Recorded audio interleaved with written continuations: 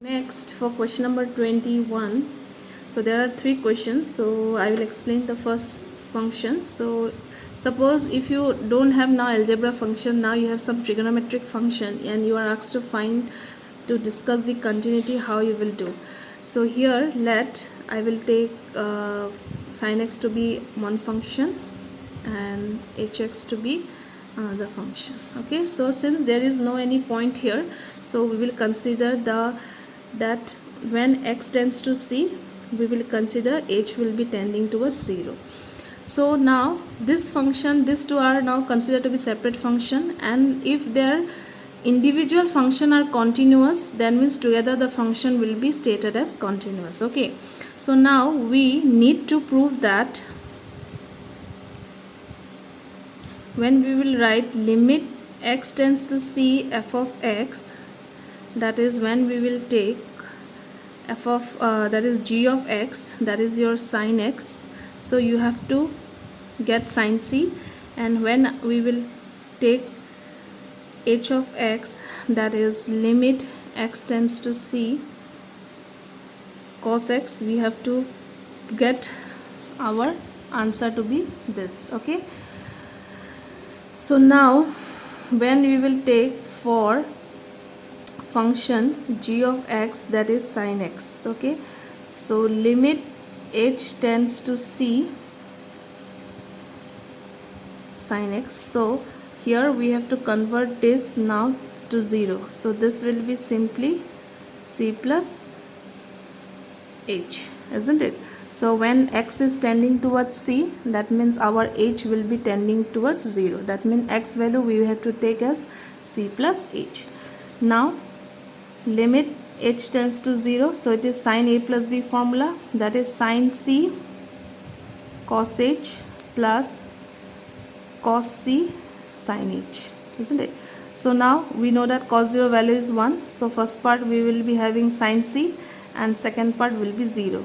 So you can see when we have taken for the function limit x tends to c at sin x, we are getting the sin c function, which I have already told that therefore the function is continuous for sin x. Okay, similarly for now cos x also let us see.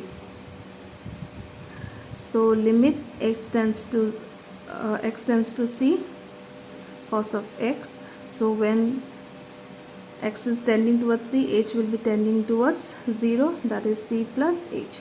So here will be cos a plus b formula, that is cos a, sorry I have not written the limit h tends to 0 minus sin c sin h. So we are getting only cos c, isn't it? So for the function x tending towards c for cos c, our function is coming to be what? Therefore what we can conclude, that g of x and h of x are continuous function for any point at x equal to c. Therefore if you take any point c, the function will be continuous, because individual the function are continuous, therefore together also the function will be continuous. So for trigonometric you have to do the sum in this way. Okay,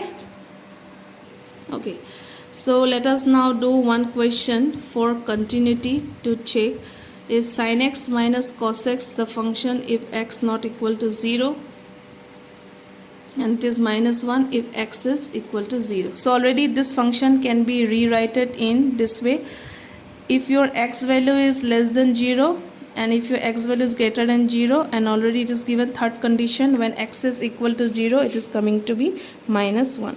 So when x is not equal to 0 also we can take sin x minus cos x, when x greater than 0 also we can take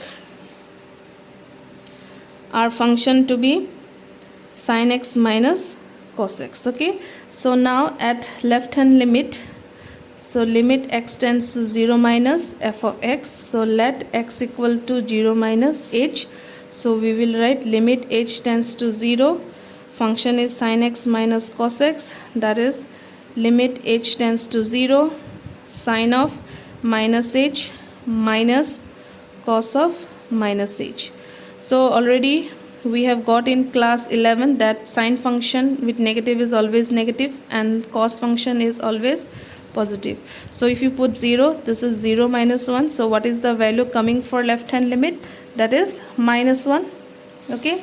Similarly, for right hand limit also, we will write limit x tends to 0 plus f of x, limit h tends to 0 plus, so greater than 0 also function will be same, sin x minus cos x. Now let x equal to 0 plus h, so we will write limit h tends to 0, sin of x minus cos of x.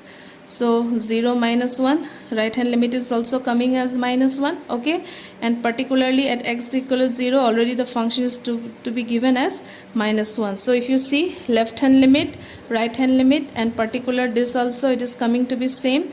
Therefore you can write that f of x is continuous at x equals to 0. So whenever you have having trigonometric function and you are asked to check the continuity, you have to do the sum in this way.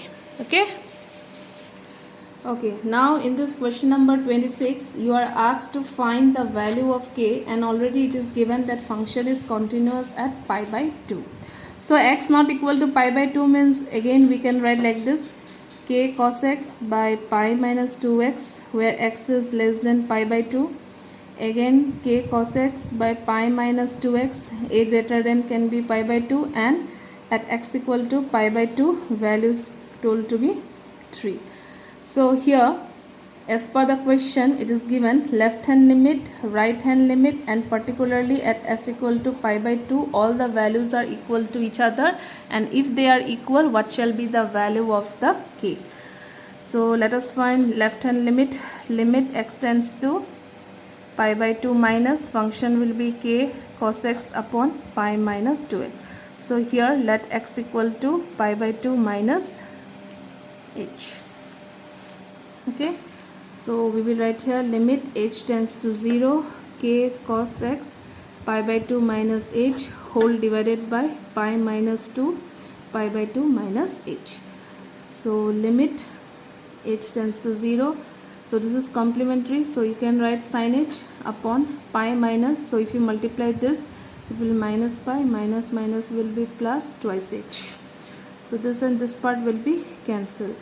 So limit h tends to 2, so k sin h by twice h. So already k by 2 can be considered as a constant value, sin h by h. So already we know that this value is 1. So left hand is coming to be how much? K by 2.